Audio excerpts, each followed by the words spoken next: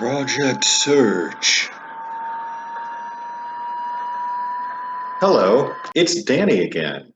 Today I'm going to talk to you about yet another very important topic, and that is disclosing a disability to an employer.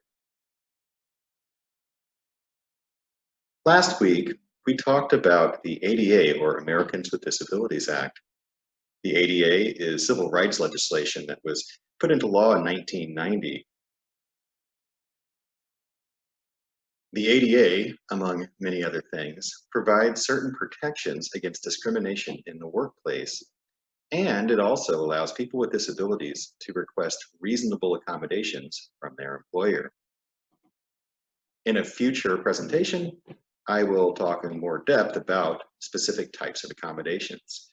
For today, however, I want to focus on actual disclosure of your disability to an employer. So watch the presentation and pay attention, because of course there will be a quiz.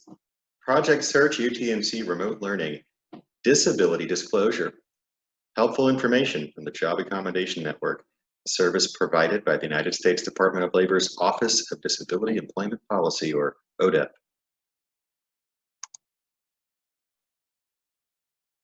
Why disclose a disability to your employer?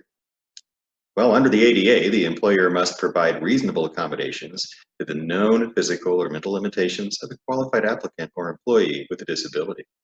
We will discuss specific types of accommodations in a future presentation. Under the ADA, you can request an accommodation at any time during the application process or while you are employed. You can request an accommodation even if you did not ask for one when applying for a job or after receiving a job offer. So when should you disclose that you have a disability? In general, you should disclose your disability when you need to request a reasonable accommodation, when you know there is a workplace barrier that is preventing you due to a disability from competing for a job, performing a job, or gaining equal access to a benefit of employment like an employee lunchroom or employee parking lot.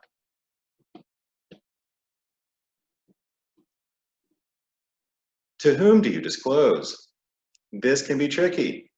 Many employers have their own in-house procedures that detail how to handle accommodation requests.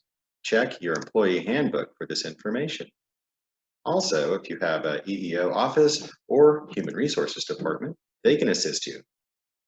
The other option is to talk to your manager or supervisor directly. And as a Project Search intern, you can rely on your job coach for any assistance you might need during the process. So remember, your job coach is a valuable resource for you when it comes time to decide whether to disclose and how to do it.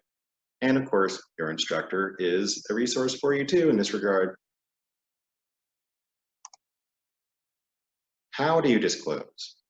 According to the Equal Employment Opportunity Commission, or EEOC, you only have to let your employer know that you need an adjustment or change at work for a reason related to a medical condition. You can use plain English to make your request, and you do not have to mention the ADA or use the phrase reasonable accommodation. Once you disclose, then the interactive process should begin.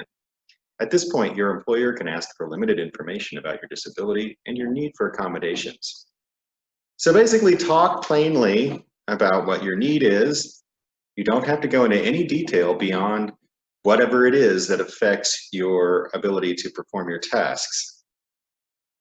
Don't disclose too soon. Many people with hidden disabilities may feel that they are not being completely honest with an employer if they do not tell everything about their disability upfront at the time of their interview. Just remember that you are not obligated to do so. When you disclose, just provide basic information about your condition, your limitations, and what accommodations you may need. You shouldn't be sharing anything that is not related to the job and the tasks at hand that you might need an accommodation for. Don't disclose too late. Don't wait to disclose until after you begin to experience work performance problems. It is better to disclose your disability and request accommodations before job performance suffers or conduct problems occur. Employers do not have to rescind discipline that occurred before they knew about the disability, nor do they have to lower performance standards as a reasonable accommodation. Remember, the purpose of an accommodation is to enable a qualified person with a disability to perform the essential functions of the job. So disclose when you first realize you're having difficulties. This is very important. The employer does not have to go back in time and change things around based on the fact that you suddenly have disclosed that you have a disability after you've been working at the job for some period of time. It's much better to be upfront and disclose the disability the moment you realize that you really think you'll need an accommodation.